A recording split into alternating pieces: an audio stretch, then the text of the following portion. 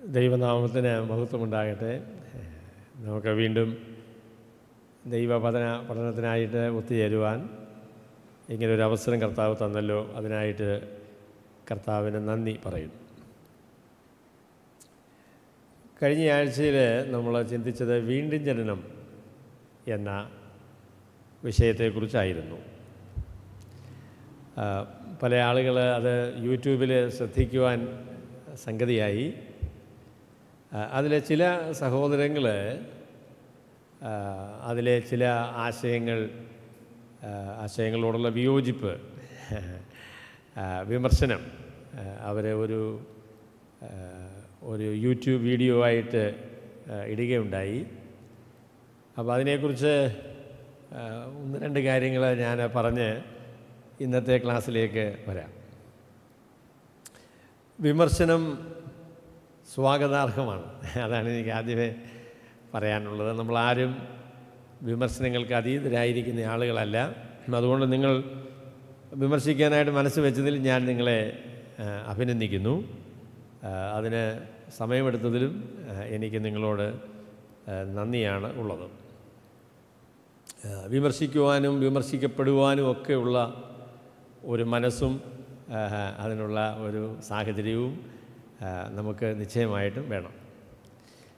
രണ്ടാമത് ഞാനതിനെക്കുറിച്ച് പറയാൻ ആഗ്രഹിക്കുന്നത്, എന്നോട് വിയോജിപ്പ് പ്രകടിപ്പിച്ച സഹോദരങ്ങൾ പ്രകടിപ്പിച്ച വിയോജിപ്പ് വളരെ ചുരുക്കം ചില ആളുകൾ മാത്രം ശ്രദ്ധിക്കുന്ന ഒരു മേഖലയെക്കുറിച്ചാണ്.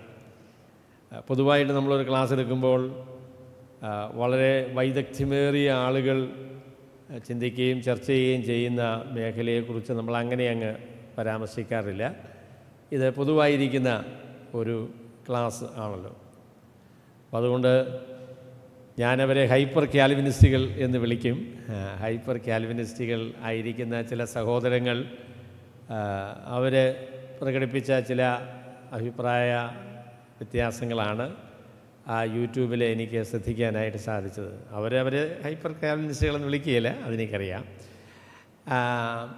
അവിടെ എനിക്ക് അവരോട് പറയാനുള്ള ഒരു കാര്യം, കാൽവിനിസം പഠിക്കുന്ന ആളുകൾ, അതുപോലെ തന്നെ റിഫോംഡ് തിങ്കേഴ്സ്, റിഫോംഡ് ആ നിലയിൽ ഉള്ളതായിരിക്കുന്ന ചിന്തകന്മാർ, നിങ്ങൾ പറഞ്ഞ ആശയത്തെക്കുറിച്ച് പറയുന്നത് നിങ്ങൾ കുറച്ചുകൂടെ ശ്രദ്ധിച്ച് വായിക്കണം എന്ന ഒരപേക്ഷ എനിക്ക് നിങ്ങളോടുണ്ട്. അപ്പോൾ സഹോദരന്മാർ സൂചിപ്പിച്ച ഒരു കാര്യം,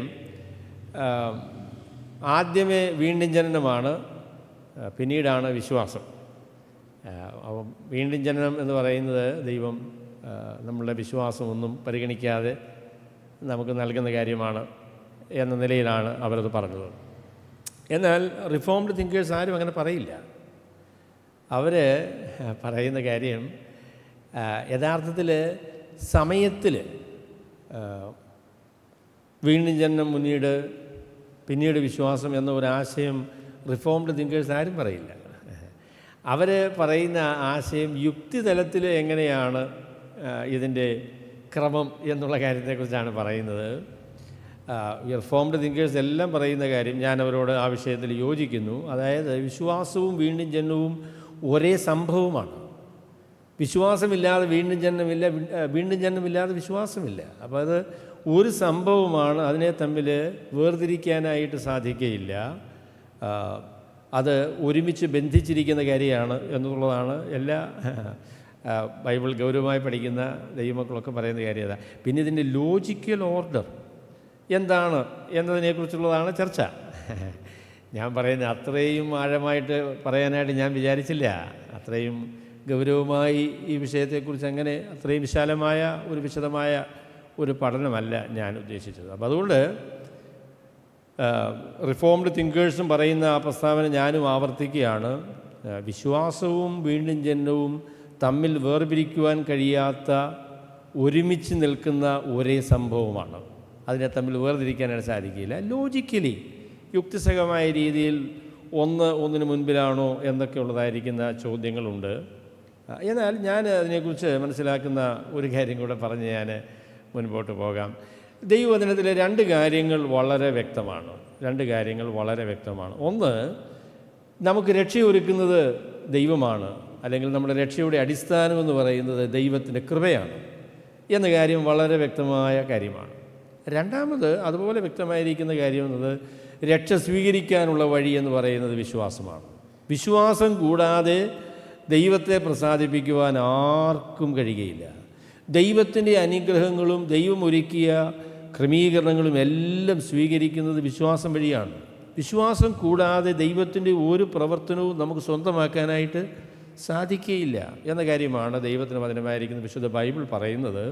അപ്പോൾ അതുകൊണ്ട് വിശ്വാസവും വീണ്ടും ജനനവും അഭേദ്യമായി ബന്ധപ്പെട്ടിരിക്കുന്നു എന്ന കാര്യം ഞാൻ ഒന്നാമത് നിങ്ങളോട് പറയും. രണ്ടാമത്, അതിനോട് ചേർത്ത് പറയാൻ ആഗ്രഹിക്കുന്ന കാര്യം കർത്താവായ യേശുക്രിസ്തു തന്നെ പറഞ്ഞ കാര്യമാണ്. കർത്താവായ യേശുക്രിസ്തു നിക്കോദിമോസിനോട് ഒരു മനുഷ്യൻ വീണ്ടും ജനിക്കണം എന്ന് പറഞ്ഞപ്പോൾ കർത്താവ് ഉദ്ദേശിച്ചത് എന്താണ്? കർത്താവ് ഉദ്ദേശിച്ചത് നിക്കോദിമോസ് വീണ്ടും ജനിക്കണം എന്നുള്ളതായിരിക്കുന്ന കാര്യമാണ്. ഇത് ദൈവം ചെയ്യുന്ന കാര്യമാണെങ്കിൽ പിന്നെ കർത്താവിനത് പറയേണ്ട കാര്യമില്ലല്ലോ. ഇത് നിക്കോദിമോസിന് ഇതിൽ യാതൊരു പങ്കുമില്ല, ദൈവം തന്നെ ഇത് ചെയ്യാൻ പോകുന്ന കാര്യമാണ് എങ്കിൽ പിന്നെ നിക്കോദിമോസിനോട് പറയേണ്ട കാര്യമില്ലല്ലോ, ദൈവം ചെയ്തോളുമല്ലോ. അപ്പോൾ ഇതിലൊരു പങ്ക് നിക്കോദിമോസിന് ഉണ്ട് എന്നുള്ളത് കൊണ്ടാണ് നിക്കോദിമോസിനോട് പറഞ്ഞത്, നീ ദൈവരാജ്യത്തിൽ പ്രവേശിക്കണം. നീ എന്നുള്ള വാക്കുകൾ അല്ല ഉപയോഗിച്ചിരിക്കുന്നത്. ഒരുവൻ ദൈവരാജ്യത്തിൽ പ്രവേശിക്കുകയോ ദൈവരാജ്യം കാണുകയോ ചെയ്യണമെങ്കിൽ അവൻ വീണ്ടും ജനിച്ചെങ്കിലേ മതിയാകുകയുള്ളൂ എന്ന് നിക്കോദിമോസിനോട് പറയാനുള്ള കാരണം അവൻ വീണ്ടും ജനിക്കണം എന്നത് കർത്താവ് അവനെക്കുറിച്ച് ആഗ്രഹിക്കുന്ന കാര്യമാണ് എന്നതുകൊണ്ടാണ്. മൂന്നാമത് ഞാൻ പറയാൻ ആഗ്രഹിക്കുന്നത്, ഈ വിശദീകരണത്തിലെ കർത്താവായ യേശുക്രിസ്തു നിക്കോദിമോസിനോട് വീണ്ടും ജനനത്തെക്കുറിച്ച് പറയുമ്പോൾ അദ്ദേഹത്തിന് സംശയമുണ്ടായി. അദ്ദേഹം പറഞ്ഞു, ഒരു മനുഷ്യൻ വൃദ്ധനായതിനു ശേഷം എങ്ങനെയാണ് ജനിക്കുന്നത്? അപ്പോൾ അതിന് കർത്താവ് പറഞ്ഞതായിരിക്കുന്ന വിശദീകരണമാണ് വെള്ളത്താലും ആത്മാവിനാലും ജനിക്കണം എന്നതായിരിക്കുന്ന വിശദീകരണം. അത് കേട്ടിട്ടും നിക്കോദിമോസിന് കാര്യം അങ്ങോട്ട് പിടികിട്ടിയില്ല.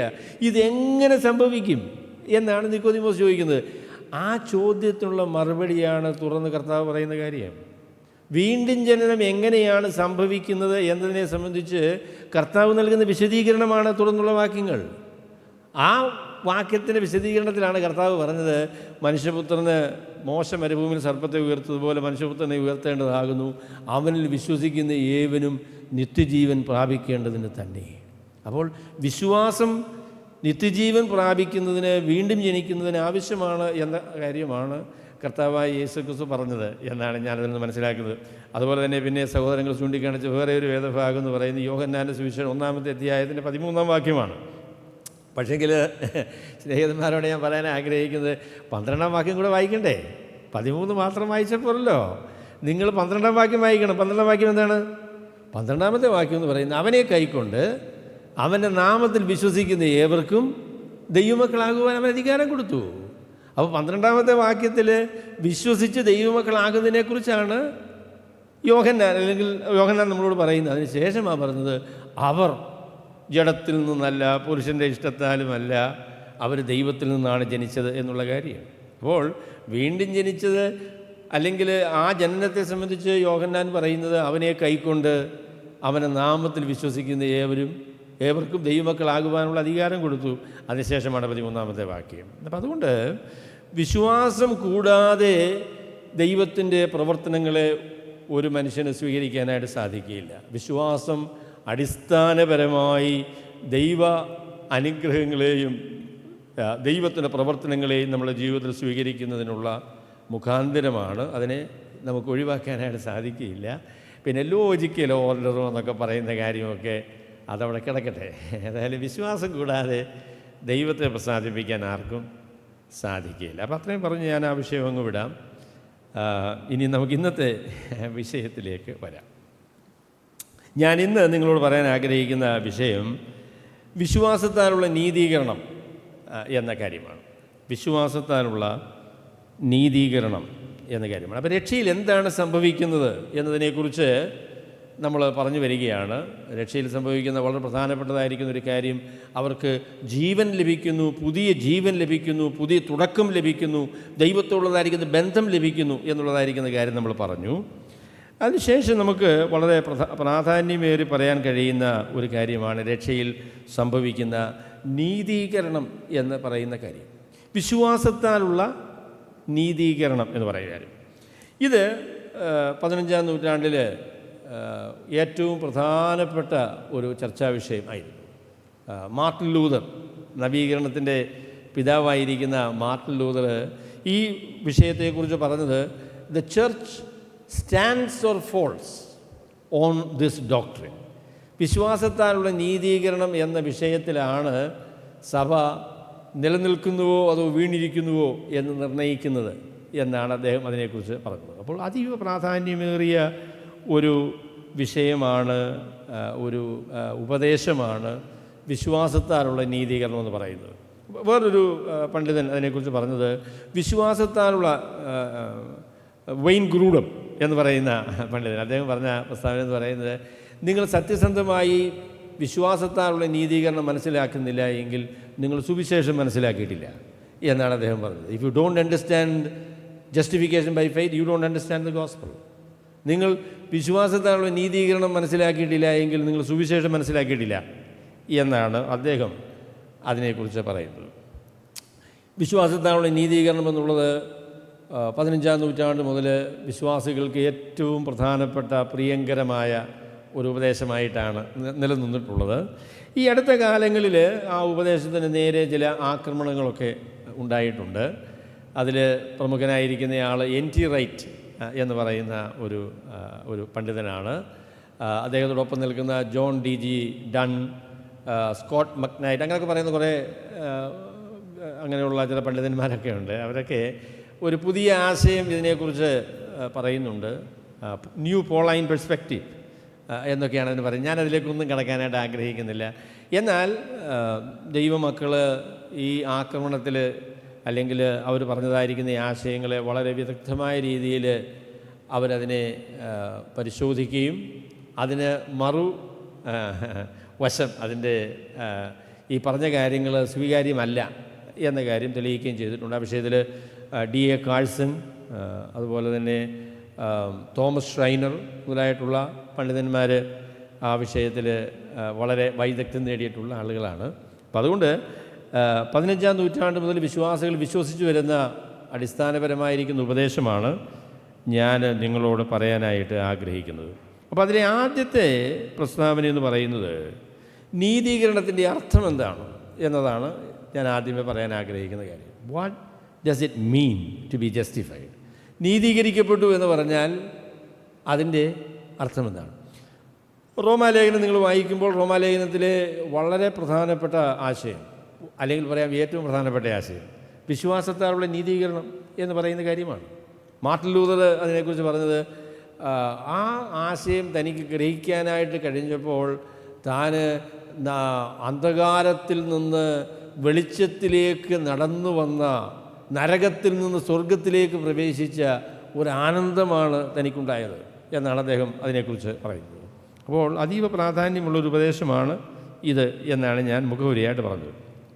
അപ്പം നീതീകരണം എന്ന ആശയം, നീതീകരണത്തെക്കുറിച്ച് പറയുമ്പോൾ പൊതുവെ പെട്ടെന്ന് അതിന് നൽകുന്ന ഒരു വിശദീകരണം എന്ന് പറയുന്നത് കത്തോലിക്ക മതം അതിന് നൽകുന്ന ഒരു വിശദീകരണമാണ്. നീതീകരണം എന്ന് പറഞ്ഞാൽ നീതിമാനാക്കുക എന്നാണ് അവർ പറയുന്നത്. അപ്പോൾ ഒരു വ്യക്തിയെ ദൈവം നീതിമാനാക്കുന്ന പരിപാടിയാണ് നീതീകരണം എന്നാണ് അവർ പറയുന്നത്. അപ്പോൾ അതുകൊണ്ട് നീതീകരിക്കപ്പെട്ടു എന്ന് പറയാനായിട്ട് സാധിക്കത്തില്ല. ദൈവം ഒരാളിനെ നീതിമാനാക്കിക്കൊണ്ടിരിക്കുകയാണ് എങ്കിൽ മരിക്കുന്നത് വരെ അവൻ നീതിമാനായി തീർന്നു എന്ന് പറയാൻ പറ്റുകയില്ലല്ലോ. അപ്പോൾ അതുകൊണ്ടാണ് റോമൻ കത്തോലിക്ക മതം മരിച്ചാലും ഒരാൾ നീതിമാനാണോ, അവന് നിത്യജീവൻ കിട്ടിയോ എന്ന് ഉറപ്പ് പറയാത്തതിൻ്റെ കാരണം അതാണ്. കാരണം നീതീകരണം എന്ന് പറയുന്നത് അവരെ സംബന്ധിച്ച് നീതിമാനാക്കുക എന്നതാണ്. എന്നാൽ ബൈബിള് പറയുന്ന സുവിശേഷം എന്ന് പറയുന്നത്, നീതീകരണം എന്ന് പറയുന്നത് നീതിമാനാക്കുക എന്നല്ല. നീതീകരണം എന്നത് നീതിമാനായിട്ട് പരിഗണിക്കുക, നീതിമാൻ എന്ന സ്ഥാനം കൊടുക്കുക, നീതിമാനായിട്ട് പ്രഖ്യാപിക്കുക എന്ന് പറയുന്ന അർത്ഥമാണ് നീതീകരണം എന്ന വാക്കിന് ഉള്ളത്. ദൈവം പാപികളെ നീതീകരിക്കുന്നു എന്ന് പറയുമ്പോൾ പാപികളെ നീതിമാന്മാരാക്കുന്നു എന്നല്ല, പിന്നെയോ പാപികളായിരിക്കുന്ന മനുഷ്യരെ നീതിമാന്മാരായിട്ട് പരിഗണിക്കുന്നു, അല്ലെങ്കിൽ അങ്ങനെ പ്രഖ്യാപിക്കുന്നു. നീതിമാനെന്ന സ്ഥാനം അവർക്ക് നൽകുന്നു എന്നതാണ് നീതീകരണം എന്ന വാക്കിൻ്റെ അർത്ഥം. അത് പാപികളെ എങ്ങനെയാണ് നീതിമാന്മാരായിട്ട് പരിഗണിക്കാൻ പറ്റുന്നത് എന്നൊക്കെയുള്ള ചോദ്യമുണ്ട്. അത് റോമാലേഖനം 3-ാമത്തെ അധ്യായത്തിൽ വളരെ പ്രമുഖമായിരിക്കുന്നൊരു ചോദ്യമാണ്.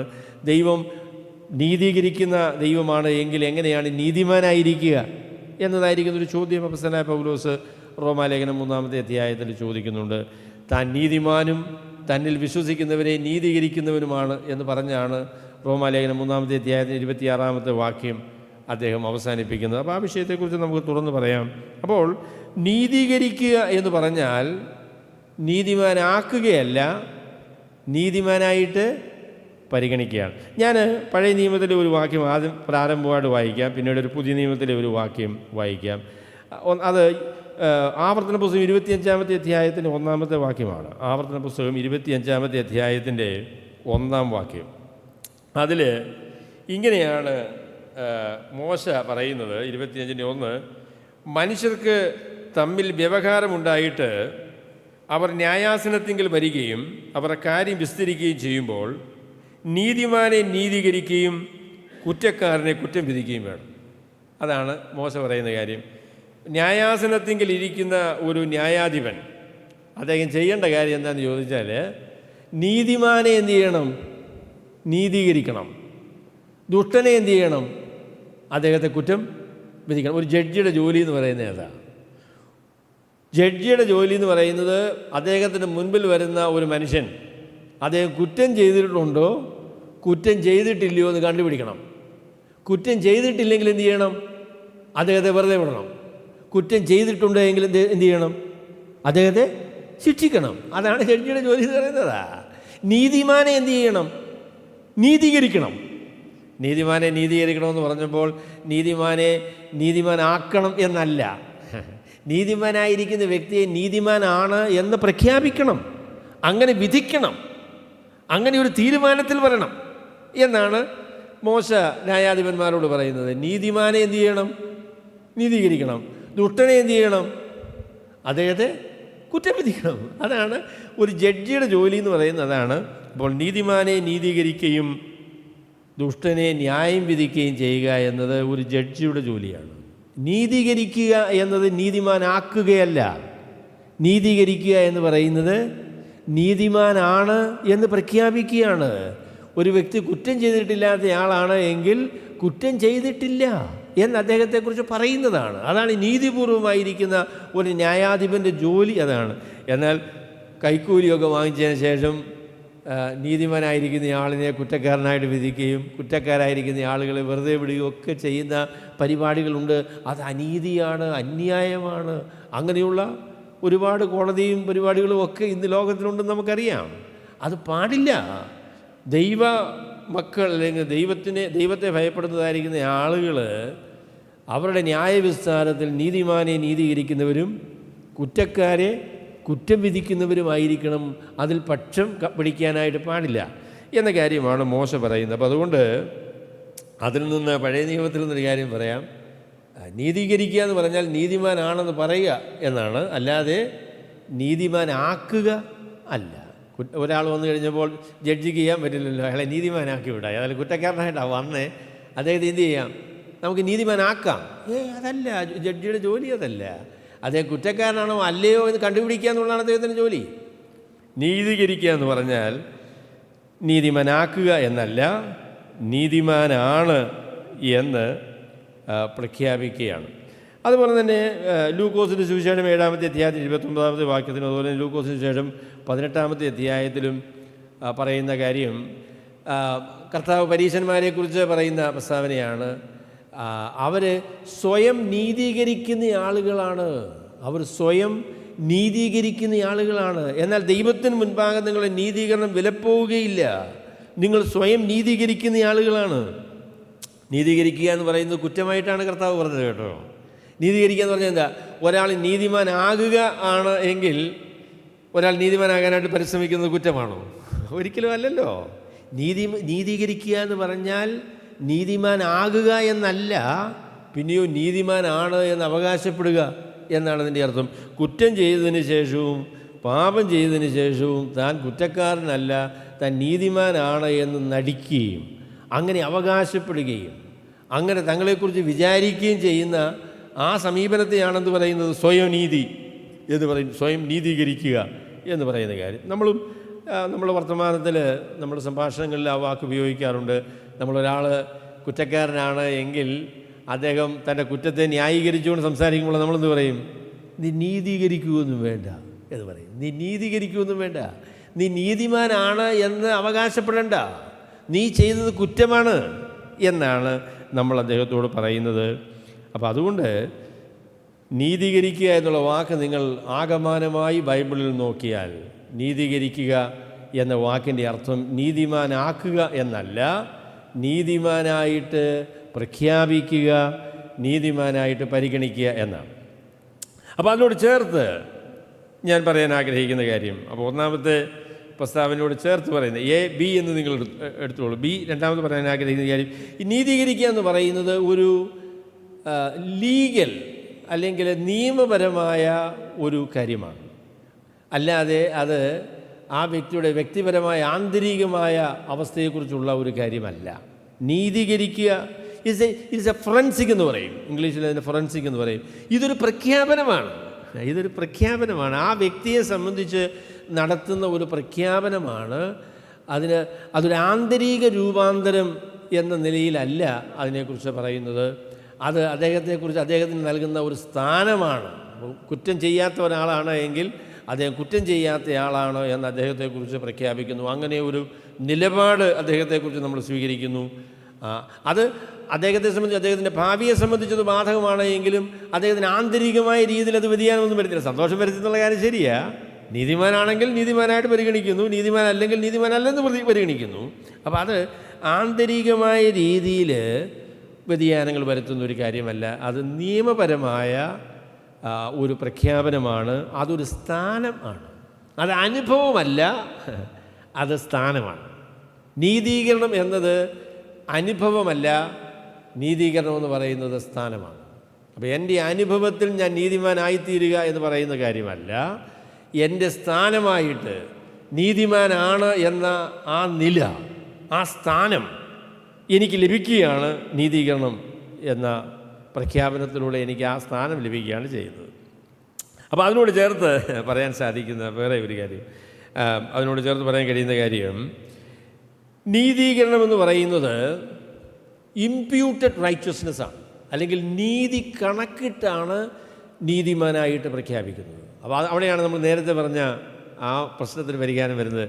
എങ്ങനെയാണ് പാപിയായ ഒരു മനുഷ്യനെ നീതിമാനായിട്ട് പ്രഖ്യാപിക്കുന്നത്? ആ നീതിമാനായിട്ട് പ്രഖ്യാപിക്കാനായിട്ട് ദൈവം ചെയ്യുന്ന പരിപാടി, ആ വ്യക്തിയുടെ, പാപിയായിരിക്കുന്ന മനുഷ്യൻ്റെ പാപത്തെ ക്ഷമിച്ചു കൊടുത്ത് ആ വ്യക്തിയുടെ പേരിൽ നീതി കണക്കിട്ട്, യേശുക്രിസ്തുവിൻ്റെ നീതി വിശ്വസിക്കുമ്പോൾ യേശുക്രിസ്തുവിൻ്റെ നീതി പാപിയായ ഒരു മനുഷ്യൻ്റെ പേരിൽ കണക്കിട്ട് അവൻ്റെ പാപങ്ങളെ ക്ഷമിച്ച് അവനെ നീതിമാനായി പരിഗണിക്കുന്ന ആ പരിപാടിയാണ് നമ്മൾ നീതീകരണം എന്ന് പറയുന്നത്. അപ്പോൾ നീതീകരണത്തിനൊരു വിശദീകരണം അല്ലെങ്കിൽ അതിൻ്റെ നിർവചനം പറഞ്ഞാൽ നമ്മളെന്ത് പറയും?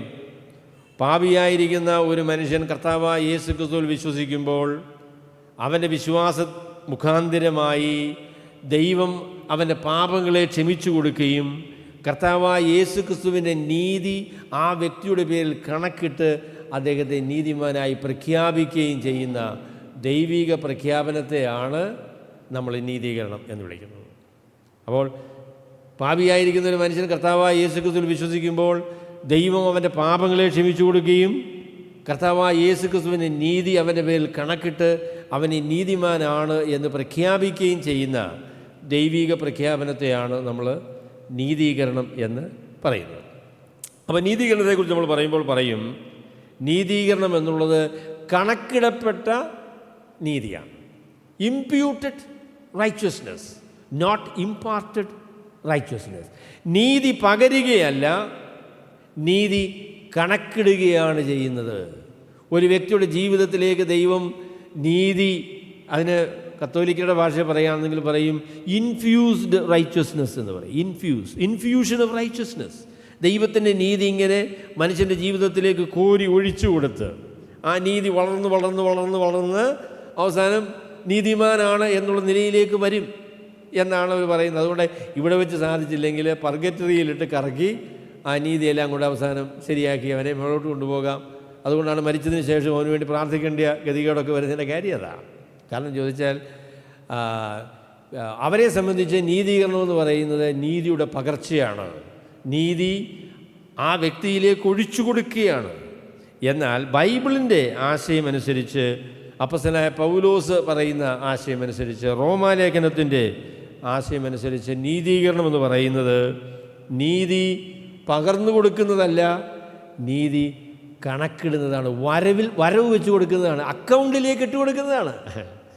എൻ്റെ ബാങ്ക് ബാലൻസ് 0 എങ്കിൽ, അല്ല നെഗറ്റീവായിട്ട് കിടക്കുകയാണ് എങ്കിൽ അതിനെ പരിഹരിച്ചതിന് ശേഷം എൻ്റെ ബാങ്കിലേക്ക് എത്ര കാശ് വേണേലും നിങ്ങൾക്ക് ഇടാൻ കേട്ടോ, എത്ര കാശ് വേണേലും ഇടാം, എനിക്ക് ടാക്സ് കൊടുക്കണമെന്നേ ഉള്ളൂ.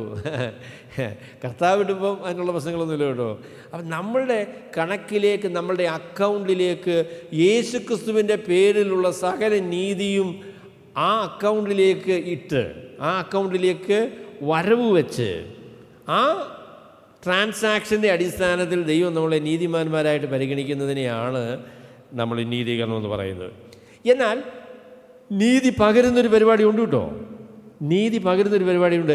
അതിനെ നമ്മൾ പറയുന്നത് നീതീകരണമെന്നല്ല, വിശുദ്ധീകരണം എന്നാണ് പറയുന്നത്. അപ്പോൾ 3 വാക്കുകൾ ഈ വിഷയത്തിൽ പ്രാധാന്യമേറിയതാണ്. ഒന്ന് ജസ്റ്റിഫിക്കേഷൻ എന്ന് പറയുന്ന വാക്ക്, രണ്ടാമത്തത് സാങ്ക്ടിഫിക്കേഷൻ എന്ന് പറയുന്ന വാക്ക്, മൂന്നാമത്തത് ഗ്ലോറിഫിക്കേഷൻ എന്ന് പറയുന്നതായിരിക്കുന്ന വാക്ക്. ജസ്റ്റിഫിക്കേഷൻ എന്ന് പറയുന്നത് നീതി കണക്കിട്ട് നീതിമാനാണ് എന്ന് പ്രഖ്യാപിക്കുന്നതാണ്, അതാണ് ജസ്റ്റിഫിക്കേഷൻ. സാങ്ക്ടിഫിക്കേഷൻ എന്ന് പറയുന്നത് ഈ കണക്കിട്ട നീതി നമ്മുടെ ജീവിതത്തിൻ്റെ ഭാഗമാക്കി, നമ്മുടെ ജീവിതത്തിലേക്ക് അത് പകർന്ന് നമ്മളെ നീതിമാന്മാരാക്കുന്ന പരിപാടിയാണ് നമ്മളെന്ന് പറയുന്നത്. സാങ്ക്ടിഫിക്കേഷൻ എന്ന് പറയുന്നതാണ്. Sanctification is the impartation of God's righteousness into the believer. അവിടെ ജസ്റ്റിഫിക്കേഷനെ കുറിച്ച് ഇംപാർട്ടഡ് റൈച്ചസ്നെസ് ആണ് എന്നുള്ളത് കൊണ്ട് നമുക്കൊരു കാര്യം പറയാം. നീതീകരണമെന്ന് പറയുന്നൊരു സംഭവമാണ്. നീതീകരണമെന്ന് പറയുന്നത് പൂർത്തീകരിക്കപ്പെട്ട ഒരു പരിപാടിയാണ്, അത് തുടർമാനമായ ഒരു പരിപാടിയല്ല. നീതീകരണം ലഭിച്ചെങ്കിൽ ലഭിച്ചു, ലഭിച്ചില്ലെങ്കിൽ ലഭിച്ചിട്ടില്ല. നീതീകരണമെന്ന് പറയുന്ന ഒരു പ്രഖ്യാപനമാണ്. നീതീകരണമെന്ന് പറയുന്നത് ഒരിക്കലായി സംഭവിക്കുന്നതാണ്. നീതീകരണമെന്ന് പറയുന്നത് ഒരു സംഭവമാണ്. നീതീകരണം പൂർത്തീകരിക്കപ്പെട്ട പ്രവൃത്തിയാണ്. അപ്പോൾ കർത്താവായ യേശുക്രിസ്തുവിൽ വിശ്വസിക്കുമ്പോൾ കർത്താവായ യേശുക്രിസ്തുവിൻ്റെ നീതി നമ്മളുടെ പേരിൽ കണക്കിട്ട് ദൈവം നമ്മളെ നീതിമാന്മാരായിട്ട് പ്രഖ്യാപിക്കുന്നു. ആ പ്രഖ്യാപനത്തിന് എത്ര സമയമെടുക്കും? സമയമൊന്നും എടുക്കുകയില്ല. അതോടുകൂടെ ആ നീതീകരണമെന്ന് പറഞ്ഞ പരിപാടി പൂർത്തീകരിക്കപ്പെട്ടു. അതിനോട് ചേർത്ത് പറയാൻ പറ്റുന്ന വേറെ ഒരു കാര്യം കൂടി ഉണ്ട് കേട്ടോ. അതെന്താണെന്ന് ചോദിച്ചാൽ, നീതീകരണം എല്ലാവരെയും സംബന്ധിച്ച്, നീതീകരിക്കപ്പെട്ട എല്ലാവരെയും സംബന്ധിച്ച് തുല്യമാണ്. എൻ്റെ അക്കൗണ്ടിലേക്ക് എത്ര നീതി വന്നിട്ടുണ്ട്? യേശുക്രിസ്തുവിൻ്റെ മുഴുവൻ നീതിയും വന്നിട്ടുണ്ട്. നിങ്ങൾ രക്ഷിക്കപ്പെട്ട ആളാണ്, വിശ്വസിക്കുന്ന ആളാണ് എങ്കിൽ നിങ്ങളുടെ അക്കൗണ്ടിലേക്ക് എത്ര വന്നിട്ടുണ്ട്? അതേ അളവ് തന്നെ വന്നിട്ടുണ്ട്. നീതീകരണം നീതീകരിക്കപ്പെട്ട എല്ലാവരെയും സംബന്ധിച്ച് തുല്യമാണ്. നാം തുല്യമായി നീതീകരിക്കപ്പെട്ടവരാണ്.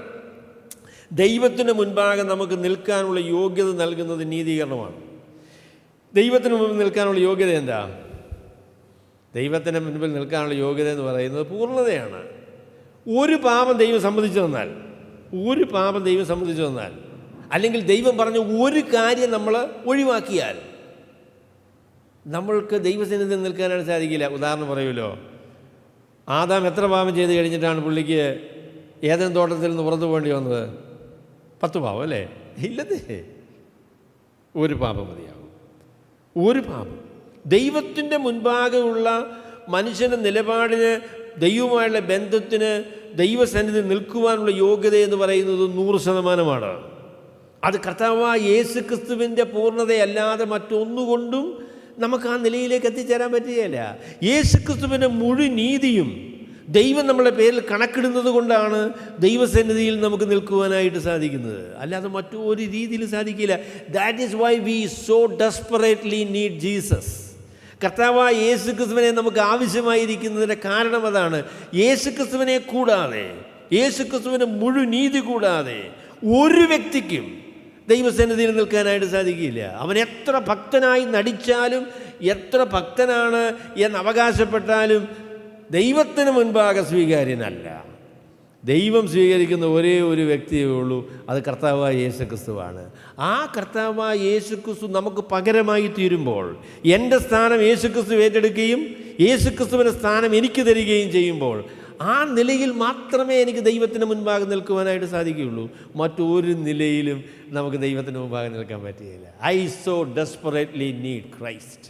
കർത്താവായ യേശുക്രിസ്തുവിൽ അല്ലാതെ, യേശുക്രിസ്തുവിൻ്റെ നീതി ദൈവം നമ്മളുടെ പേരിൽ കണക്കിട്ടതിൻ്റെ അടിസ്ഥാനത്തിലല്ലാതെ ദൈവസന്നിധിയിൽ നിൽക്കാനായിട്ട് സാധിക്കുകയില്ല. അപ്പം ഞാൻ ഭക്തന്മാരോട് പറയാൻ കേട്ടോ, നിങ്ങൾ ദൈവസന്നിധിയിൽ എങ്ങനെയാണ് നിൽക്കുന്നത്? എങ്ങനെയാണ് നിൽക്കുന്നത്? കഴിഞ്ഞ ആഴ്ചയൊക്കെ ഞാൻ നല്ലോണം പ്രാർത്ഥിക്കുകയൊക്കെ ചെയ്തു കേട്ടോ. അപ്പോൾ അതുകൊണ്ട് എനിക്ക് ദൈവസന്നിധിയിൽ നിൽക്കാനുള്ളൊരു ധൈര്യമൊക്കെ, പ്രാർത്ഥിക്കുകയൊക്കെ വേണം, അതിനെക്കുറിച്ച് യാതൊരു തർക്കവുമില്ല. എന്നാൽ ദൈവസന്നിധിയിൽ നിൽക്കുവാനുള്ള ഏക കാരണം, യേശുക്രിസ്തുവിൻ്റെ മുഴു നീതിയും ദൈവം എൻ്റെ പേരിൽ കണക്കിട്ട് എന്നെ നീതിമാനായിട്ട് ദൈവം പ്രഖ്യാപിച്ചു, ദൈവം എന്നെ നീതിമാനായിട്ട് സ്വീകരിച്ചിരിക്കുന്നു എന്നുള്ളതിൻ്റെ അടിസ്ഥാനത്തിലാണ്.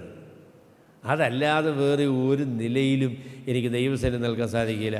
അതുകൊണ്ടാണ് മാർട്ടിൻ ലൂതർ പറഞ്ഞത്, if you don't understand justification you haven't understood. അല്ല, നമ്മുടെ വെയിൻ ഗുരുഡ് പറഞ്ഞത്, if you don't understand justification then you don't understand the gospel. യേശുക്രിസ്തുവിൻ്റെ നീതി നമ്മളുടെ പേരിൽ കണക്കിട്ട് ദൈവം നമ്മളെ നീതിമാന്മാരായി പ്രഖ്യാപിച്ച് ദൈവസന്നിധിയിൽ നിൽക്കുവാനുള്ള യോഗ്യത സൗജന്യമായി നമുക്ക് തന്ന്, ആ ഒരു നിലയിലല്ലാതെ ദൈവസന്നിധിയിൽ നിൽക്കാനായിട്ട് ആർക്കും സാധിക്കുകയില്ല.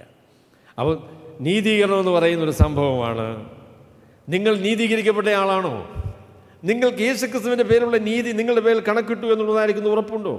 യേശുക്രിസ്തുവിൻ്റെ പാപപരിഹാര ബലിയിൽ ആശ്രയിച്ച് വിശ്വസിച്ച് നിങ്ങൾ ദൈവസന്നിധിയിൽ ദൈവത്തിന് നീതി സ്വീകരിച്ച ഒരാളാണോ? അതാണ് ഏറ്റവും പ്രാധാന്യമേറിയ ചോദ്യം എന്ന് പറയുന്നതാണ്. Are you covered by Jesus Christ? യേശുക്രിസ്തുവിനാൽ പൊതിയപ്പെട്ട, യേശുക്രിസ്തുവിൽ നിൽക്കുന്ന ആ ഒരു അവസ്ഥയാണോ, ഒരു സ്ഥിതിയാണോ നിങ്ങൾക്കുള്ളത് എന്നതാണ് നമ്മുടെ ഏറ്റവും പ്രധാനപ്പെട്ട ചോദ്യം. അപ്പോൾ നീതീകരണം എന്ന് പറയുന്നത് പൂർത്തീകരിക്കപ്പെട്ട കാര്യമാണ്. അത് യേശുക്രിസ്തുവിൻ്റെ പൂർണ്ണ നീതി നമ്മുടെ പേരിൽ കണക്കിട്ട കാര്യമാണ്. എന്നാൽ ഞാനിനി വിശുദ്ധീകരണത്തെക്കുറിച്ച് അടുത്ത ആഴ്ചകളിൽ നിങ്ങളോട് പറയാം. വിശുദ്ധീകരണം എന്ന് പറയുന്നത് നമ്മുടെ പേരിൽ കണക്കിട്ടതായിരിക്കുന്ന ആ വിശുദ്ധി നമ്മുടെ ജീവിതത്തിൻ്റെ ഭാഗമാക്കി ദൈവത്തിൻ്റെ പരിശുദ്ധാത്മാവ് തുടർമാനമായിട്ട് തീർക്കുന്നതാണ്. വിശുദ്ധീകരണം പൂർത്തീകരിക്കപ്പെട്ട ഒരു പരിപാടിയല്ല, അത് തുടർമാനമായ പരിപാടിയാണ്. രക്ഷിക്കപ്പെട്ട അല്ലെങ്കിൽ നീതീകരിക്കപ്പെട്ട നിമിഷം മുതൽ മരിക്കുന്നത് വരെ ദൈവത്തിൻ്റെ പരിശുദ്ധാത്മാവ് നമ്മുടെ പേരിൽ ദൈവം കണക്കിട്ട ആ നീതി നമ്മുടെ ജീവിതത്തിൻ്റെ ഭാഗമായി തീരുവാൻ, നമ്മുടെ അനുഭവമായി തീരുവാൻ, നമ്മൾ നീതിമാന്മാരായി തീരുവാൻ നിരന്തരമായി ദൈവത്തിൻ്റെ പരിശുദ്ധാത്മാവ് നമ്മുടെ ജീവിതത്തിൽ പ്രവർത്തിക്കുക. അപ്പോൾ അതിന് നമ്മൾ അനുവദിക്കണം കേട്ടോ.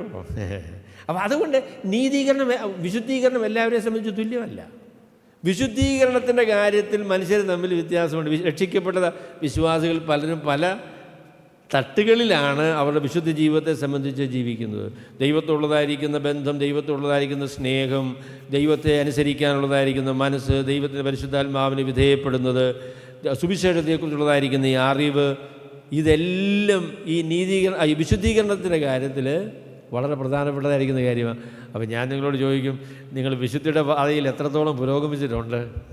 നിങ്ങളെക്കുറിച്ച് കർത്താവ് പറഞ്ഞല്ലോ, കർത്താവിനെ പോലെ തന്നെയാണ്. നമ്മൾ പാടിയപ്പോൾ എങ്ങനെയാണ് പറഞ്ഞത്? യേശുവിനെ പോലെ ആകണം. യേശുവിനെ പോലെ 100% നമ്മളാണെന്നാണ് നീതീകരണത്തിൽ ദൈവം പ്രഖ്യാപിച്ചത്. എങ്ങനെയാണ്? ഇനി വിശുദ്ധീകരണത്തിൽ നമുക്ക് എന്താ വേണ്ടത്? കർത്താവിനെ പോലെ നമുക്കാകണം എന്നുള്ള ആ വലിയ വാഞ്ചയും അതിലുള്ളതായിരിക്കുന്ന പുരോഗതിയുമാണ് നമ്മുടെ വിശുദ്ധ ജീവിതത്തിൽ നമുക്ക് ആവശ്യമായിരിക്കുന്നത്. ആ വിഷയത്തെക്കുറിച്ച് ഞാൻ നിങ്ങളോട് പറഞ്ഞോളാം. എന്നാൽ എത്ര വിശുദ്ധീകരിക്കപ്പെട്ടാലും കർത്താവിനെ പോലെ ആകത്തില്ല കേട്ടോ. കാരണം ചോദിച്ചാൽ കർത്താവിൻ്റെ വിശുദ്ധി അത്രമാത്രം വലിയതാണ്. കർത്താവിൻ്റെ വിശുദ്ധി അത്രമാത്രം വലിയതാണ്. എത്ര വിശുദ്ധരായി തീർന്നാലും യേശുക്രിസ്തുവിനെ പോലെ ആകത്തില്ല. പിന്നെയും നമുക്ക് ഒരുപാട് ദൂരം സഞ്ചരിക്കാനായിട്ടുണ്ട്. അപ്പോസ്തലനായ പൗലോസ് ഫിലിപ്പ് ലേഖനം അതിന് 3-ാമത്തെ അധ്യായത്തിൽ പറയുന്ന പോലെ, സഹോദരന്മാരെ ഞാൻ പിടിച്ചിരിക്കുന്നു എന്ന് നിരൂപിക്കുന്നില്ല, എന്നാൽ യേശുക്രിസ്തുവിനാൽ ഞാൻ പിടിക്കപ്പെട്ടിരിക്കുന്നത് കൊണ്ട് എനിക്കും അത് പിടിക്കാമോ എന്ന് വെച്ച് ഓടുന്നതേ ഉള്ളൂ. അത് ഒരു വലിയ ഓട്ടമാണ്, അതൊരു വലിയ യാത്രയാണ്, അതൊരു വലിയ തപസ്യയാണ്. അതുകൊണ്ട് ഇമ്പാർട്ടഡ് റൈച്വസ്നെസ് എന്ന് പറയുന്ന വിശുദ്ധീകരണം എന്നത് അതൊരു പ്രക്രിയയാണ്, അതൊരു തുടർമാനമായ കാര്യമാണ്, അതൊരു സംഭവമല്ല, പൂർത്തീകരിക്കപ്പെട്ട ഒരു കാര്യമല്ല, അത് തുടർമാനമായിട്ട് നടന്നുകൊണ്ടിരിക്കുന്ന കാര്യമാണ്. മൂന്നാമത്തെ വാക്കാണ് തേജസ്കരണം എന്ന് പറയുന്നതായിരിക്കുന്ന വാക്ക്. തേജസ്കരണം എന്ന് പറയുന്നത് നീതീകരണവും വിശുദ്ധീകരണവും ഒരുപോലെ ആകുന്ന ആ അവസ്ഥയാണ്. നീതീകരണവും വിശുദ്ധീകരണവും ഒരുപോലെയാകുന്ന അവസ്ഥ അത് കർത്താവായ യേശുക്രിസ്തു നമ്മളെ തേജസ്കരിക്കുമ്പോൾ മാത്രമേ സംഭവിക്കുകയുള്ളൂ. കർത്താവായ യേശുക്രിസ്തുവിനെ ദൈവം നമ്മളെക്കുറിച്ച് നീതീകരണത്തിൽ എന്താണോ പറഞ്ഞത് അതുപോലെ തന്നെ ദൈവം നമ്മളെ ഒരു ദിവസമാക്കി തീർക്കും. അതാണ് തേജസ്കരണം എന്ന് പറയുന്നത്. കർത്താവായ യേശുക്രിസ്തു ഈ ലോകത്തിലേക്ക് വന്ന് നാം തേജസ്കരിക്കപ്പെട്ട് നാം പുനരുത്ഥാനം പ്രാപിച്ച് കർത്താവിനെ പോലെയുള്ള ശരീരവും കർത്താവിനെ പോലെയുള്ള പ്രകൃതിയും രൂപവും ഒക്കെ നമ്മൾ പ്രാപിക്കുമ്പോൾ ഒരു ദിവസം നമ്മൾ കർത്താവിനെ പോലെ ആയിത്തീരും. യോഹന്നാൻ അപ്പോസ്തലൻ 3-ാമത്തെ അധ്യായത്തിൽ പറയുന്ന പോലെ നാം അവനെ താൻ ഇരിക്കും പോലെ തന്നെ കാണുന്നതാകുന്നതുകൊണ്ട് നാം അവനോട് സദൃശന്മാരാകും എന്ന് നാം അറിയുന്നു. കർത്താവായ യേശുക്രിസ്തുവിനെ കാണുന്ന ദൈവവുമായിട്ട് നമ്മൾ വ്യക്തിപരമായി ശാരീരികമായി എന്ന് പറഞ്ഞാൽ ഫിസിക്കലി ദൈവത്തിന് മുൻപിൽ നമ്മൾ നിൽക്കുമ്പോൾ നമ്മൾ പൂർണ്ണരായിട്ട് നിൽക്കാൻ പറ്റുള്ളൂ. അത് ദൈവം അത്ഭുതകരമായ രീതിയിൽ നീതീകരിക്കപ്പെട്ട എല്ലാ വ്യക്തികളെയും കർത്താവ് തേജസ്കരിക്കും, കർത്താവിനെ പോലെ ആക്കി തീർക്കുമെന്ന് ദൈവത്തിന് പറഞ്ഞ് നമ്മളോട് പറയുന്നുണ്ട്. റോമാലേഖനം 8-ാമത്തെ അധ്യായത്തിന് 30-ാം വാക്യത്തിലല്ലേ പറയുന്നത്, അവൻ വിളിച്ചവരെ നീതീകരിച്ചവരെ തേജസ്കരിച്ചുമിരിക്കുന്നു. അവൻ മുന്നറിഞ്ഞവരെ വിളിച്ചവരെ നീതീകരിച്ചവരെ തേജസ്കരിച്ചുമിരിക്കുന്നു. ദൈവത്തിൻ്റെ ദൃഷ്ടിയിൽ ഇതെല്ലാം സംഭവിച്ചു കഴിഞ്ഞു. എന്നാൽ നമ്മളുടെ അനുഭവത്തിൽ അത് നമ്മളുടെ പുനരുത്ഥാനത്തോടു കൂടെ മാത്രമേ പൂർത്തീകരിക്കപ്പെടുകയുള്ളൂ. അപ്പോൾ അതുകൊണ്ട് നീതീകരണം എന്ന് പറയുന്നത് പൂർത്തീകരിക്കപ്പെട്ട കാര്യമാണ്, അത് സംഭവമാണ്. അത് യേശുക്രിസ്തുവിൻ്റെ ചെലവിൽ ദൈവം നമുക്ക് സൗജന്യമായി തന്ന അത്ഭുതകരമായ സ്ഥാനമാണ്. അപ്പോൾ ആ നിലയിലാണ് ദൈവം ഇന്ന് നമ്മളെ പരിഗണിക്കുന്നത്. അത് അത്ഭുതകരമായ കാര്യമാണ്. എന്നാൽ ആ പരിഗണിച്ച രീതിയിൽ തന്നെ നമ്മളായിത്തീരണമെന്നുള്ളത് ദൈവം നമ്മളെക്കുറിച്ച് ആഗ്രഹിക്കുന്ന കാര്യമാണ്. അതിലേക്കുള്ള യാത്രയാണ് വിശുദ്ധീകരണം എന്ന് പറയുന്നത്. അപ്പോൾ വിശുദ്ധീകരണത്തിന് 2 ഭാഗമുണ്ട് എന്ന് പറയാം. വിശുദ്ധീകരണം അല്ല, നീതീകരണം. അപ്പോൾ അതാണ് എൻ്റെ അടുത്ത പോയിൻ്റ്. അത് 3-ാമത്തെ പോയിൻ്റ് എന്ന് പറഞ്ഞോളൂ. ഞാൻ ആദ്യമേ പറഞ്ഞ നീതീകരണത്തിൻ്റെ അർത്ഥമാണ്. രണ്ടാമത് നീതീകരണം എന്താണ് എന്നതിനെക്കുറിച്ച് പറഞ്ഞു. 3-ാമത് നീതീകരണത്തിൽ സംഭവിക്കുന്ന കാര്യം അത് ഒരു ഭാഗത്ത് നമുക്ക് സമ്പൂർണ്ണമായിരിക്കുന്ന പാപക്ഷമ ലഭിക്കുന്നു, ലംഘനം ക്ഷമിച്ചും പാപം മറച്ചും ലഭിക്കുന്നു. ദൈവം നമ്മളുടെ പാപങ്ങളെ എല്ലാം ക്ഷമിച്ചു തരുന്നു. അതിന് കാരണം കർത്താവായ യേശുക്രിസ്തു നമുക്ക് പകരക്കാരനായി തീർന്നിരിക്കുന്നു എന്നുള്ളതാണ്. കർത്താവായ യേശുക്രിസ്തു നമുക്ക് പകരക്കാരനായി തീർന്നപ്പോൾ 2 കാര്യം സംഭവിച്ചു കേട്ടോ. യേശുക്രിസ്തു നമുക്ക് പകരക്കാരനായപ്പോൾ നമ്മൾ ബറബാസിനെ കുറിച്ച് പറയുന്ന പോലെ ബറബാസ് മരിക്കേണ്ട സ്ഥാനത്താണ് കർത്താവായ യേശുക്രിസ്തു മരിച്ചത്. ബറബാസ് നമ്മളുടെ എല്ലാവരുടെയും ഒരു ചിത്രമാണ്.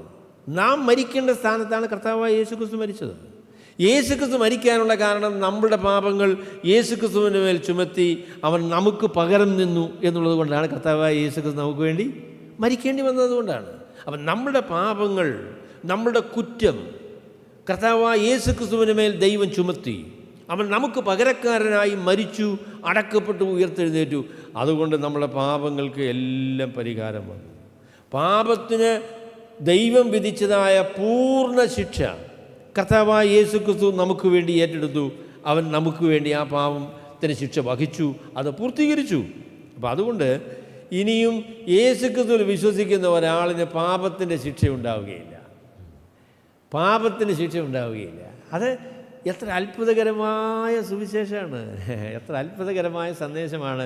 കർത്താവായ യേശുക്രിസ്തുവിൽ വിശ്വസിക്കുന്നവർക്ക് ദൈവത്തിൻ്റെ ന്യായവിധിയില്ല. റോമാലേഖനം 8-ാമത്തെ അധ്യായത്തിന് 1-ാമത്തെ വാക്യത്തിൽ പറയുന്നതാണ്.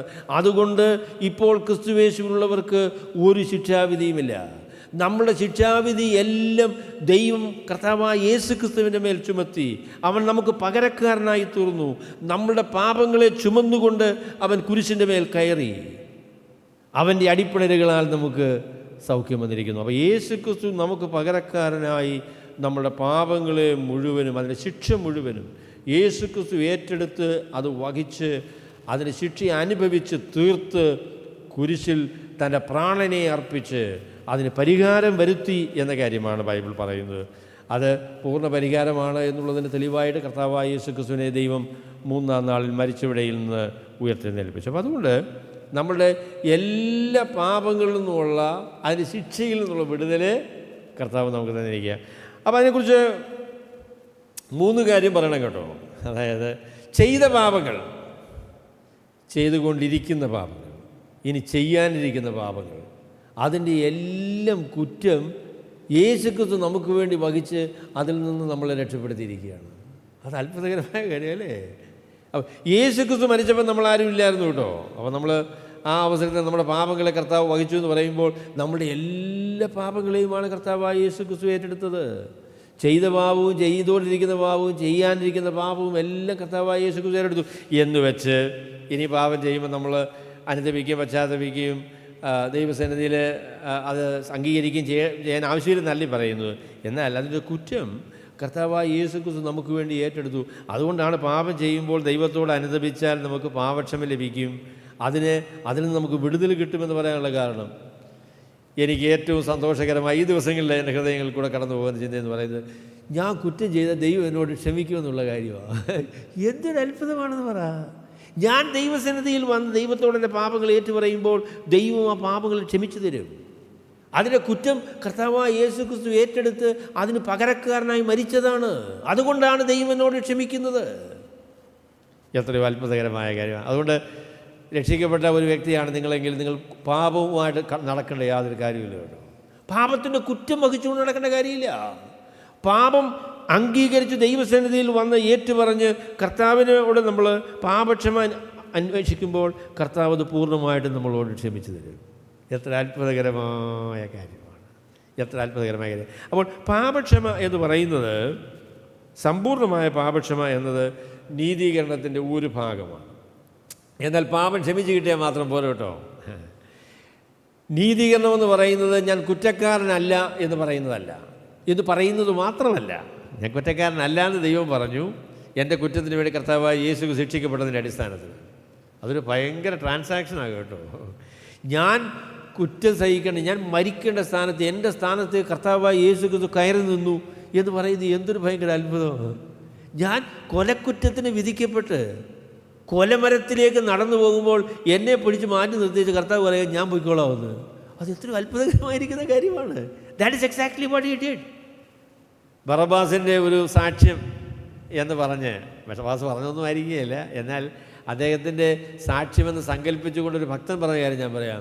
ബറബ്ബാസിനോട് പറഞ്ഞു, നീ തടവിൽ നിന്ന് ഇറങ്ങിപ്പോരാൻ പറയും. അപ്പോൾ അത് ചോദിച്ചാൽ എങ്ങനെ? എന്നെ കൊല ചെയ്യാനായിട്ട് അവിടെ കഴുകുമല കുരിശൊക്കെ ഉണ്ടാക്കിയിട്ടുണ്ട്. അവിടെ പറഞ്ഞു, നീ അതിനെ ഒന്നും ഇനി പേടിക്കേണ്ട ആവശ്യമില്ല. ആ സ്ഥാനം ഏറ്റെടുക്കാനായിട്ട് വേറെ ഒരു മനുഷ്യൻ തീരുമാനിച്ചു. അവൻ നിനക്ക് പകരം ഭരിക്കാനായിട്ട് തീരുമാനിച്ചു. അതുകൊണ്ട് നീ സ്വതന്ത്രനാണ്, നിനക്ക് പോകാം എന്ന് പറഞ്ഞു. അതെത്ര അത്ഭുതകരമായ കാര്യമാണെന്നറിയാമോ? അത് തന്നെയാണ് നമ്മളോട് എല്ലാവരോടും കർത്താവ് പറഞ്ഞു, you can go free because I take your position. നിൻ്റെ സ്ഥാനം ഞാൻ ഏറ്റെടുത്തിരിക്കുന്നു, നിനക്ക് പോകാം, നിന്നെ സ്വതന്ത്രനായി വിട്ടിരിക്കുന്നു എന്നാണ് ദൈവം നമ്മളോട് പറയുന്നത്. അതെത്ര അത്ഭുതകരമായ കാര്യമാണ്. അത് മാത്രം പോരാ കേട്ടോ, അത് മാത്രം പോരാ. നമ്മുടെ പാപങ്ങളെ സമ്പൂർണ്ണമായ കർത്താവായ യേശു ക്രിസ്തുവിൽ ദൈവം ക്ഷമിച്ചു തന്നിരിക്കുന്നത് മാത്രമല്ല, ദൈവം നമ്മളെ നീതിമാന്മാരായിട്ട് പ്രഖ്യാപിച്ചിരിക്കുന്നു എന്നുള്ളതാണ് അതിൻ്റെ രണ്ടാമത്തെ ഭാഗം. പാപമില്ലാത്തവരായി കരുതിയെന്ന് മാത്രമല്ല, യേശു ക്രിസ്തുവിൻ്റെ സമ്പൂർണ്ണമായിരിക്കുന്ന നീതി ദൈവം നമ്മുടെ പേരിൽ കണക്കിട്ട് നമ്മളെ നീതിമാന്മാരായിട്ട് പരിഗണിച്ചിരിക്കുന്നു എന്നുള്ളതാണ് നീതീകരണത്തിൻ്റെ രണ്ടാമത്തെ ഭാഗം. We are not only sinless but we are righteous. നമ്മൾ കുറ്റക്കാരല്ല എന്ന് മാത്രമല്ല, നാം നീതിമാന്മാരാണ്. നീതിമാന്മാരായിട്ടാണ് ദൈവം നമ്മളെ പരിഗണിച്ചിരിക്കുന്നത്. കർത്താവായ യേശു ക്രിസ്തുവിന് സമ്പൂർണ്ണമായിരിക്കുന്ന നീതി ദൈവം നമ്മുടെ പേരിൽ കണക്കിട്ടിരിക്കുന്നു. അപ്പോൾ കർത്താവിന് നീതി കണക്കിട്ടു എന്ന് പറയുമ്പോൾ എന്താണ് എന്ന് ചിലപ്പോൾ നമ്മൾ ചോദിക്കും. കർത്താവായ യേശു ക്രിസ്തുവിന് നീതിയിൽ രണ്ട് ഭാഗമുണ്ട് എന്ന് പറയാം. അതിന് ഒന്ന് നമ്മൾ പാസീവ് ഒബീഡിയൻസ് ഓഫ് ക്രൈസ്റ്റ് എന്ന് പറയും, രണ്ടാമത്തത് ആക്റ്റീവ് ഒബീഡിയൻസ് ഓഫ് ക്രൈസ്റ്റ് എന്ന് പറയും. പാസീവ് ഒബീഡിയൻസ് എന്ന് പറയുന്നത് കർത്താവായ യേശു ക്രിസ്തു ഈ ലോകത്തിൽ 33 വർഷം ദൈവത്തിൻ്റെ ഇഷ്ടം പൂർണ്ണമായി നിവർത്തിച്ച് ഈ ലോകത്തിൽ ജീവിച്ച തൻ്റെ ജീവിതമാണ് തൻ്റെ പാസീവ് ഒബീഡിയൻസ് എന്ന് പറയുന്നത്. ആക്റ്റീവ് ഒബീഡിയൻസ് എന്ന് പറയുന്നത് നമ്മുടെ പാപങ്ങളെ ചുമന്നുകൊണ്ട് നമുക്ക് പകരക്കാരനായി കർത്താവായ യേശു ക്രിസ്തു നമുക്ക് വേണ്ടി മരിച്ച് അടക്കപ്പെട്ട് ഉയർത്തെഴുന്നേറ്റതാണ് തൻ്റെ ആക്റ്റീവ് ഒബീഡിയൻസ് എന്ന് പറയുന്നത്. അപ്പോൾ ഈ രണ്ട് കാര്യങ്ങളും തൻ്റെ പാസീവ് ഒബീഡിയൻസ് മുഖാന്തരവും അതിലെ ഏറ്റവും മുഖ്യ ഭാഗമെന്ന് പറയുന്നത് തൻ്റെ ആക്റ്റീവ് ഒബീഡിയൻസാണ് കേട്ടോ. യേശുക്രിസ്തുവിൻ്റെ മരണമാണ്, യേശുക്രിസ്തുവിൻ്റെ ബലിമരണമാണ് നമ്മുടെ നീതിയുടെ അടിസ്ഥാനം എന്ന് പറയുന്നതാണ്. എന്നാൽ ആ നീതി നമുക്ക് കർത്താവ് തരാനുള്ള കാരണമെന്ന് പറയുന്നത് ആ നീതിക്ക് വേണ്ടി അർപ്പിക്കപ്പെട്ട ആ വ്യക്തി പാപരഹിതനായിരിക്കുന്ന, ദൈവത്തിന് സമ്പൂർണ്ണമായിരിക്കുന്ന നീതി നിവർത്തിച്ച വ്യക്തിയാണ്. അപ്പോൾ അത് രണ്ടും കർത്താവായ യേശുക്രിസ്തുവിൻ്റെ നീതി നമ്മുടെ മേൽ കണക്കിട്ടു എന്ന് പറയുമ്പോൾ നമുക്ക് പറയാനായിട്ട് സാധിക്കുന്ന കാര്യമാണ്.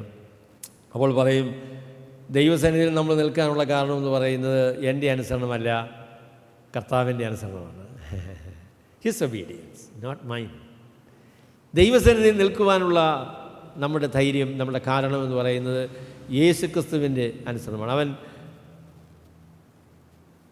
അറുക്കുവാൻ കൊണ്ടുപോകുന്ന കുഞ്ഞാടിനെ പോലെ, രോമം കത്തിരിക്കുന്നവർ മുൻപിൽ മിണ്ടാതിരിക്കുന്ന കുഞ്ഞാടിനെ പോലെ നമുക്ക് പകരക്കാരനായി നമ്മുടെ പാപങ്ങളെ ചുമന്ന് നമുക്ക് വേണ്ടി മരിച്ചു, അടക്കപ്പെട്ടു, ഉയർത്തെഴുന്നേറ്റു.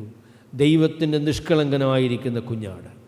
അപ്പോൾ അതിൻ്റെ അടിസ്ഥാനത്തിലാണ് ദൈവം ആ നീതി നമ്മളുടെ മേൽ കണക്കിട്ടാണ് ദൈവം നമ്മളെ നീതിമാന്മാരായി പ്രഖ്യാപിക്കുന്നത്. അപ്പോൾ അതുകൊണ്ടാണ് പാപികളെ നീതീകരിക്കാനായിട്ട് കർത്താവിന് സാധിക്കുന്നതിന് കാരണം അതാണ്. ദൈവത്തിന് പാപികളെ നീതീകരിക്കാൻ കഴിയുന്നതിൻ്റെ കാര്യം എന്താ? പാപികളുടെ സ്ഥാനത്ത് യേശുക്രിസ്തു കയറി നിന്നതുകൊണ്ടാണ്. പാപികളുടെ പാപത്തിൻ്റെ കുറ്റം അവൻ വഹിച്ചു എന്ന് മാത്രമല്ല, കർത്താവായ യേശു സമ്പാദിച്ച ദൈവത്തിൻ്റെ നീതി പൂർണ്ണമായും പാപികളുടെ പേരിൽ കണക്കിട്ട് അവരെ നീതിമാന്മാരായി പരിഗണിക്കുവാൻ ദൈവം തീരുമാനിക്കുന്നത് കൊണ്ടാണ് ദൈവത്തിൻ്റെ ഈ തീരുമാനം നീതിപൂർവമായിരിക്കുന്ന തീരുമാനമായിരിക്കുന്നത്. അപ്പോൾ അതുകൊണ്ട് അപ്പോസ്തലനായ പൗലോസ് പറയും, കർത്താവായ യേശുക്രിസ്തുവിൽ വിശ്വസിക്കുന്നവരെ ദൈവം നീതീകരിക്കുന്നവൻ മാത്രമല്ല, അവൻ നീതിമാനുമാണ്. ദൈവം നീതിമാനും തന്നിൽ വിശ്വസിക്കുന്നവരെ, യേശുക്രിസ്തുവിൽ വിശ്വസിക്കുന്നവരെ നീതീകരിക്കുന്നവരും ആകേണ്ടതിന് അങ്ങനെ ചെയ്തു എന്നാണ് നമ്മൾ വായിക്കുന്നത്. അപ്പോൾ കർത്താവായ യേശുക്രിസ്തുവിൽ വിശ്വസിക്കുന്നവർക്ക് ദൈവം നീതി കണക്കിടുന്നു എന്ന കാര്യമാണ് നമുക്ക് മനസ്സിലാക്കാനായിട്ട് സാധിക്കുന്നത്. അത് കർത്താവായ യേശുക്രിസ്തു നമുക്ക് പകരക്കാരനായി, the substitutionary atonement of Christ. അപ്പോൾ അത് വളരെ പ്രധാനപ്പെട്ട കാര്യമാണ്. യേശുക്രിസ്തു നമുക്ക് പകരക്കാരനായി എൻ്റെ സ്ഥാനത്ത് എനിക്ക് വേണ്ടി മരിച്ചു, അടക്കപ്പെട്ടു, ഉയർത്തെഴുന്നേറ്റു. കർത്താവിൻ്റെ സ്ഥാനം എനിക്ക് തന്നു, എൻ്റെ സ്ഥാനം കർത്താവ് ഏറ്റെടുത്തു, എനിക്ക് പകരക്കാരനായി തീർന്നു എന്നതിൻ്റെ അടിസ്ഥാനത്തിലാണ് എന്നെ ഇപ്പോൾ ദൈവം നീതിമാനായിട്ട് പരിഗണിച്ചിരിക്കുന്നത്. എൻ്റെ പാപങ്ങളെല്ലാം ക്ഷമിച്ചു തന്നിരിക്കുന്നത് അതിൻ്റെ അടിസ്ഥാനത്തിലാണ്. അപ്പോൾ അതുകൊണ്ട് ദൈവത്തോടുള്ള ബന്ധവും നിത്യമായിരിക്കുന്ന ദൈവത്തോടുള്ള സംസർഗത്തിലുള്ള സ്വർഗീയമായ ആ ഉറപ്പും നമ്മുടെ വിശ്വസിക്കുന്നവരുടെ ജീവിതത്തിലുണ്ട്. അപ്പം ഞാനിങ്ങനെ സാധാരണ പറയും, ഞാൻ സ്വർഗത്തിലോട്ട് ചെല്ലുമ്പോൾ അവിടെ ഗേറ്റിലിരിക്കുന്ന ആളാരായിരിക്കും? പത്രോസ് അപ്പോസ്തലനാണോ? പത്രോസാന്നൊക്കെ ചിലർ പറയും. അപ്പോൾ പത്രോസ് ഇങ്ങനെ ഒന്ന് തലയൊന്ന് പോക്കി നോക്കി, ബാബു ജോർജ് സാർ, ശരി, അങ്ങനെ അല്ലട്ടോ. എന്നെ നോക്കുമ്പോൾ എന്നെ കാണത്തില്ല, യേശുക്രിസ്തുവിനെ മാത്രമേ കാണാൻ പറ്റുള്ളൂ. ദൈവസന്നിധിയിലേക്കുള്ള പ്രവേശനം ക്രിസ്തുയേശുവിലാണ്. സ്വർഗത്തിൻ്റെ കവാടങ്ങൾ ദൈവം എനിക്ക് തുറന്നു തരുന്നത് യേശുക്രിസ്തു ചെല്ലുമ്പോൾ എത്രയും വേഗത്തിൽ സ്വർഗത്തിൻ്റെ കവാടം തുറക്കുമോ ആ വേഗത്തിൽ എനിക്ക് വേണ്ടി തുറന്നു വരും. അതാണ് സുവിശേഷത്തിൻ്റെ അത്ഭുതം എന്ന് പറയുന്നതാണ്. The doors of heaven will be opened as fast for me, just like it will be open for Christ. കർത്താവായ യേശുക്രിസ്തു ചെന്നാൽ സ്വർഗത്തിൻ്റെ കവാടം എത്രയും വേഗത്തിൽ തുറക്കുമോ അത്രയും വേഗത്തിൽ എനിക്ക് വേണ്ടി തുറന്നു വരും. കാരണം എൻ്റെ നിലപാട് 100% കർത്താവായ യേശുക്രിസ്തുവിങ്കലാണ്. ദൈവം നമ്മളെ ക്രിസ്തുവിൽ ആക്കിയിരിക്കുന്നു. അതുകൊണ്ട് ക്രിസ്തുവിൽ മരിക്കുന്ന മൃതന്മാർ ഭാഗ്യവാന്മാർ എന്ന് പറയാനുള്ള കാരണം അതാണ്. ഞാനിപ്പോൾ മരിച്ചു വീണാൽ ഞാൻ സ്വർഗത്തിൽ പോകും 100%. എൻ്റെ വിശുദ്ധിയോ നീതിയോ കൊണ്ടൊന്നുമല്ല, അത് കർത്താവായ യേശുക്രിസ്തുവിൻ്റെ നീതി എൻ്റെ പേരിൽ കണക്കിട്ട് ദൈവം എന്നെ യേശുക്രിസ്തുവിനെ പോലെ തന്നെ വീക്ഷിക്കുന്നു എന്നുള്ളതിൻ്റെ അടിസ്ഥാനത്തിലാണ്. അതാണ് സുവിശേഷം. എത്ര അത്ഭുതകരമായ സന്ദേശം! യേശുക്രിസ്തുവിൻ്റെ ചെലവിൽ സൗജന്യമായി വിശ്വസിക്കുന്ന ഏവർക്കും ദൈവം ഈ അത്ഭുതകരമായ സ്ഥാനം നൽകുന്നു, ഈ പദവി നൽകുന്നു, ഈ യോഗ്യത നൽകുന്നു. എന്ന കാര്യമാണ് ദൈവത്തിന് വചനമായിരിക്കുന്ന വിശുദ്ധ ബൈബിൾ നമ്മളോട് പറയുന്നത്. അപ്പോൾ അതിൽ ഞാൻ നിരന്തരമായി പറഞ്ഞൊരു കാര്യമാണെങ്കിലും അതൊന്ന് എടുത്തു പറയണം. അതെന്താണെന്ന് ചോദിച്ചാൽ, നീതീകരണമെന്ന് പറയുന്നത് വിശ്വാസം മുഖാന്തരമായിട്ടാണ്. നാം വിശ്വസിക്കുമ്പോഴാണ് ദൈവം നമ്മളെ നീതീകരിക്കുന്നത്. വിശ്വാസം മുഖാന്തരമായിട്ടാണ് ദൈവം നമ്മളെ നീതീകരിക്കുന്നത്. റോമാലേഖനം 5-ാമത്തെ അധ്യായത്തിൻ്റെ 1-ാം വാക്യം. അതുകൊണ്ട് വിശ്വാസത്താൽ നീതീകരിക്കപ്പെട്ടിട്ട് കർത്താവായ യേശുക്രിസ്തു മുഖാന്തരം നമുക്ക് ദൈവത്തോട് സമാധാനമുണ്ട്. നീതീകരണത്തിൻ്റെ മുഖാന്തരം, അതിൻ്റെ വഴി, അതിൻ്റെ കാരണം, അതിൻ്റെ സ്വീകരിക്കുന്നതിൻ്റെ വഴി എന്നത് വിശ്വാസമാണ്. വിശ്വാസത്താലാണ് നീതീകരണം, അല്ല പ്രവൃത്തികളാലല്ല.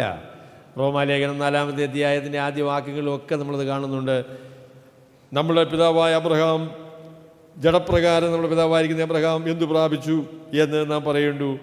അവൻ പ്രവൃത്തികളാൽ നീതീകരിക്കപ്പെട്ടു എങ്കിൽ പ്രശംസിപ്പാൻ സംഗതിയുണ്ട്, എന്നാൽ ദൈവസന്നിധിയിൽ ഇല്ലതാനും. തിരുവെഴുത്ത് എന്തു പറയുന്നു? അബ്രഹാം ദൈവത്തെ വിശ്വസിച്ചു, അതവന് നീതിയായി കണക്കിട്ടു. പ്രവർത്തിക്കാത്തവനെങ്കിലും അഭക്തനെ നീതീകരിക്കുന്ന വിശ്വസിക്കുന്നവന് അവൻ്റെ വിശ്വാസം നീതിയായി കണക്കിടുന്നു. അപ്പോൾ അതുകൊണ്ട് വിശ്വാസമെന്ന് പറയുന്നത് മെറിറ്റോറിയസ് ആയിട്ടുള്ള, നമ്മൾക്ക് ദൈവം നമുക്ക് എന്തെങ്കിലും പുണ്യം വരുത്തുന്ന എന്തെങ്കിലും ഒരു പ്രത്യേകതയല്ല കേട്ടോ. വിശ്വാസമെന്ന് പറയുന്നത് പ്രതികരണമാണ്. വിശ്വാസമെന്ന് പറയുന്നത് യേശുക്രിസ്തു ചെയ്ത കാര്യത്തെ സ്വീകരിക്കുവാനുള്ള കരമാണ്, അതിനുള്ള മുഖാന്തരമാണ്. അതിൽ തന്നെ അതിന് പ്രത്യേകതയൊന്നുമില്ല, അതിൽ തന്നെ പുണ്യമൊന്നുമില്ല. പുണ്യമെല്ലാം കർത്താവിനാണ്.